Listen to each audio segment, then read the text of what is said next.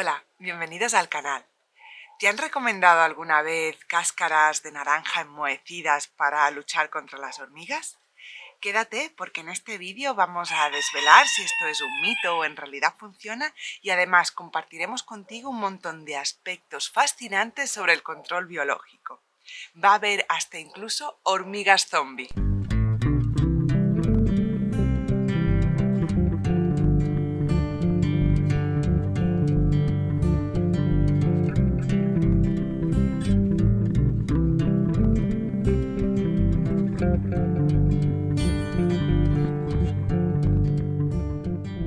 Hace unas semanas, cuando hicimos un vídeo sobre control de hormigas, a la vez que resaltábamos los beneficios que estas pueden tener en nuestro huerto, pues nos centramos en aquellos aspectos que creíamos más comunes o que podrían ser más generalizados.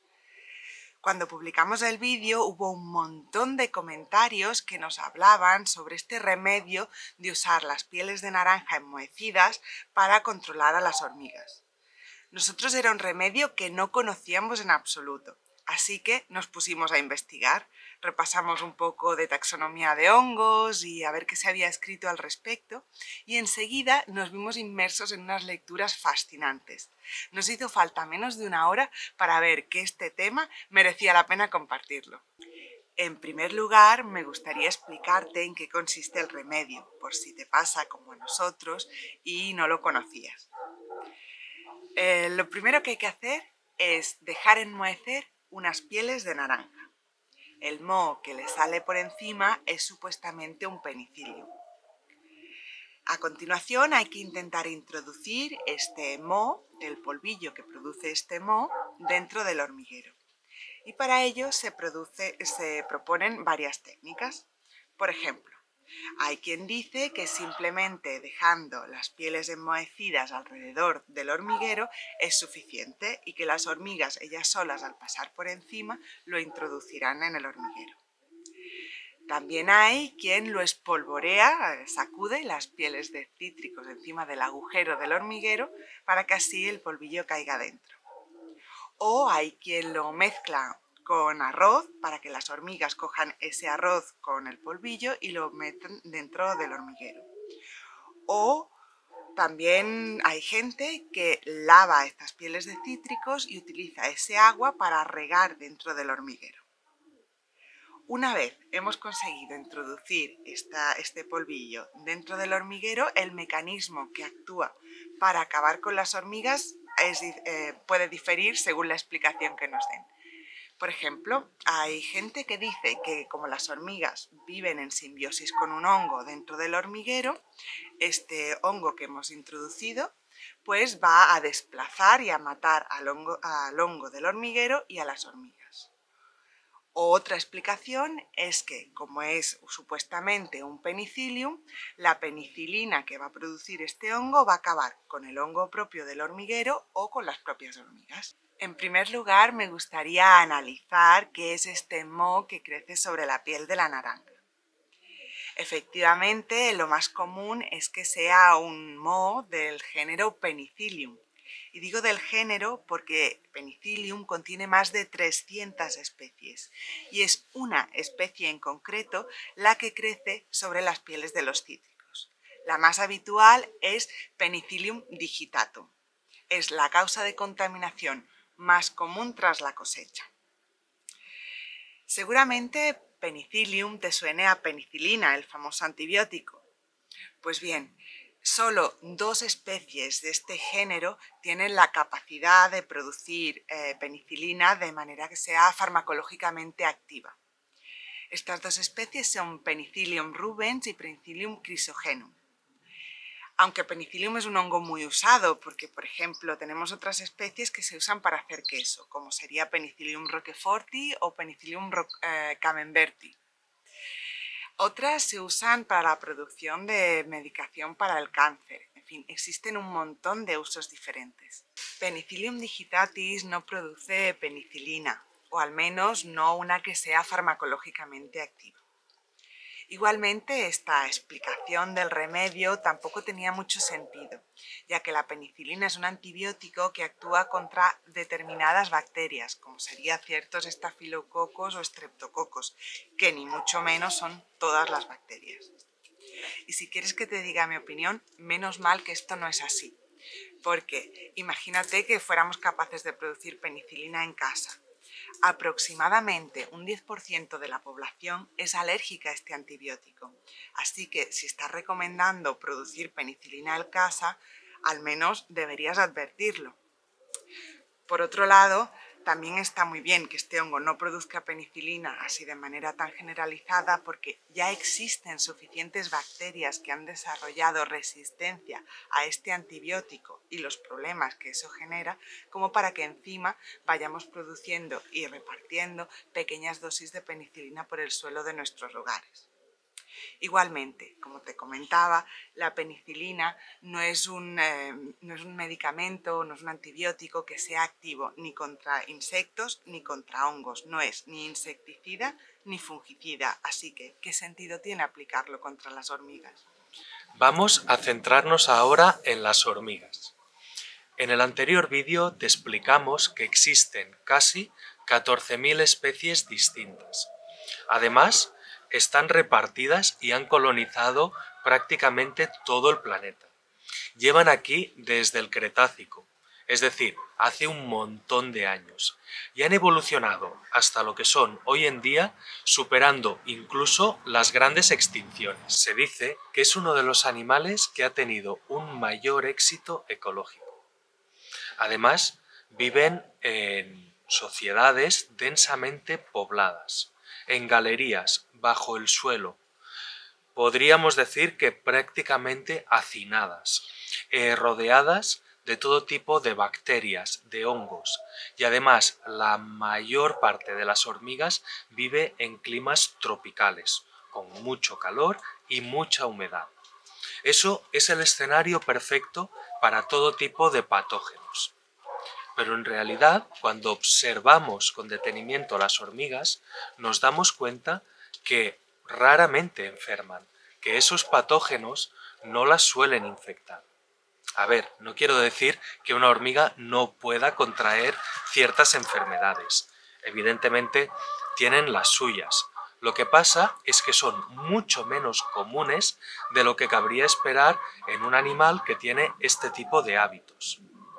De hecho, la causa más común de enfermedades entre las hormigas son los parásitos y justamente del grupo de los insectos. Es decir, los propios insectos son los que les generan la mayoría de enfermedades a las hormigas. Por lo tanto, un pequeño apunte práctico. En tu huerto, si quieres eliminar hormigas, tal vez lo más eficaz sea atraer la máxima biodiversidad de insectos. Cuando estábamos buscando y leyendo artículos científicos para hacer este vídeo y para comprobar si el remedio de las cáscaras de naranja tenía algún fundamento o simplemente es otro mito, topamos con uno que me gustaría compartirlo contigo.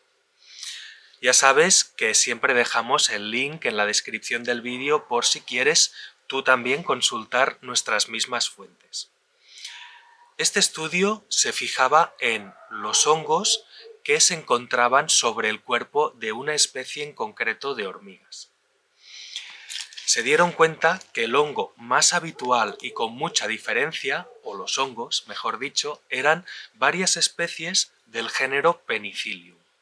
Justamente Penicillium, el que se supone que iban a aportar las cáscaras de naranja al hormiguero. Entonces analizaron el terreno alrededor, la tierra donde estaban esos hormigueros, y los científicos vieron que ahí existían muchos géneros y muchas especies diversas de hongos. Pero sobre las hormigas, curiosamente, Penicillium era la mayoritaria y con mucha diferencia.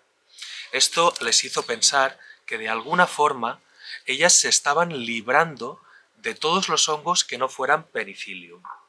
O bien unas se los sacan a otras, o bien se los sacan ellas mismas de encima, o bien otra hipótesis es que tengan una simbiosis con alguna bacteria que les elimina esos otros hongos de encima.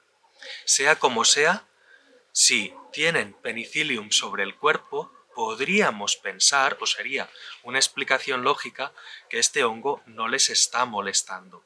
Es más, podríamos imaginarnos incluso que les es beneficioso y necesitan esa protección o ese hongo viviendo sobre ellas por algún motivo. Otro dato interesante que nos aportaba este artículo es que en los alrededores, en los bosques donde se estudiaron estos hormigueros, existía un género en el suelo de hongos llamado Alternaria. Igual te suena, porque la Alternaria produce distintas enfermedades en nuestros cultivos de huerto y de semillero.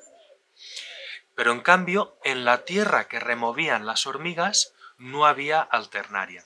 De alguna manera, ellas consiguen eliminar este hongo. Y aquí otro apunte práctico. En el anterior vídeo hubo un seguidor del canal que nos preguntaba que igual que alguna vez habíamos sugerido usar la tierra de topos para los semilleros, sí recomendábamos también usar la tierra de hormigueros. Nos pareció muy curioso y buscamos información en ese momento, nos dirigimos a los buscadores de artículos científicos y buscamos a ver qué decían sobre este tema. No encontramos gran cosa. Sí que en esa tierra removida hay un aporte de materia vegetal, de materia orgánica, que es todo aquello que ellas desechan del hormiguero, pero bueno, para un uso como un semillero no acababa de tener sentido, ya que no se va a descomponer tan rápido.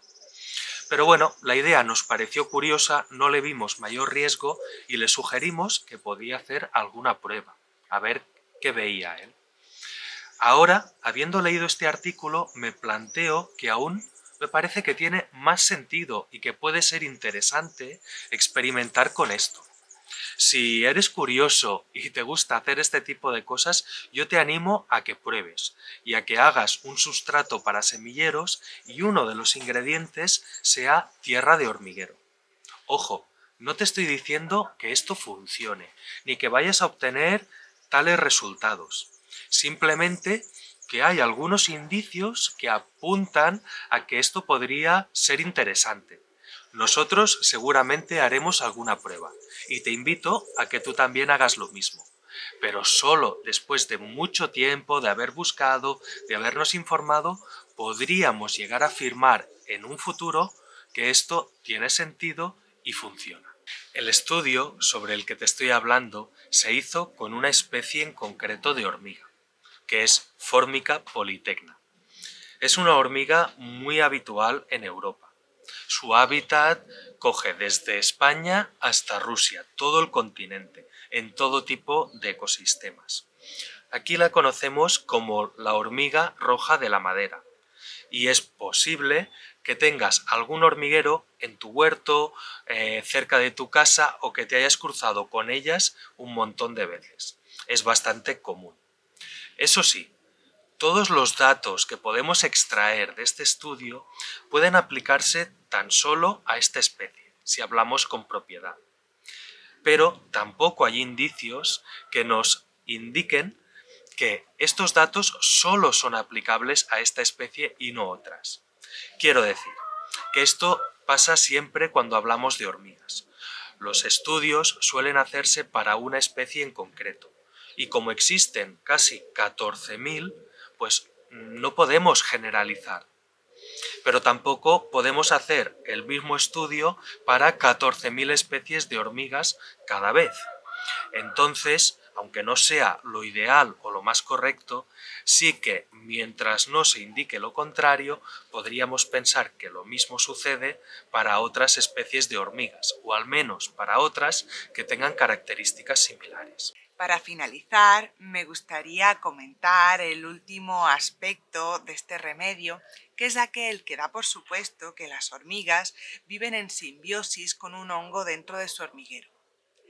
Es cierto que existe este tipo de relación, pero no se da ni mucho menos en todas las hormigas. sino que solo de las 14.000 especies que hay, un pequeño grupo, conocido como hormigas Atini, son las que establecen una simbiosis con un hongo dentro de su hormiguero. Entre las más famosas de las hormigas Atini están las cortadoras de hojas, que precisamente cortan trozos de hoja y se lo dan de comer al hongo en forma de materia orgánica, y este a cambio les produce alimento. Solo recibirás este tipo de visitas de este tipo de hormigas si vives en el continente americano, ya que ni en África, ni en Europa, ni en Asia existen estas hormigas. Pero si vives en el continente americano y tienes este tipo de problemas, voy a darte una solución muy efectiva. Se trata de un método de control biológico que, usado adecuadamente, es muy respetuoso. Mi propuesta es que uses otro hongo contra estas hormigas. No un penicillium, que incluso puede llegar a gustarles, sino un hongo mucho más letal, el Beauveria bassiana. Este hongo es la principal causa de muerte entre las reinas de este tipo de colonias. Las esporas se introducen dentro del cuerpo de las hormigas e invaden sus órganos hasta que florecen, emergiendo fuera y repartiendo las esporas entre el resto de los miembros de la colonia. Se ha visto que algunas de estas hormigas son capaces de reconocer la presencia de Beauveria bassiana y responden huyendo. Así que o bien van a morir por la infección de este hongo, o bien se van a ir huyendo de este. Sea como fuere, recuerda que un gran poder conlleva una gran responsabilidad, así que no uses este hongo de manera preventiva. Úsalo solo cuando las hormigas se hayan convertido realmente en una plaga y después de haber usado otros métodos disuasorios, como podrían ser las bandas adhesivas o la terra de diatomeas.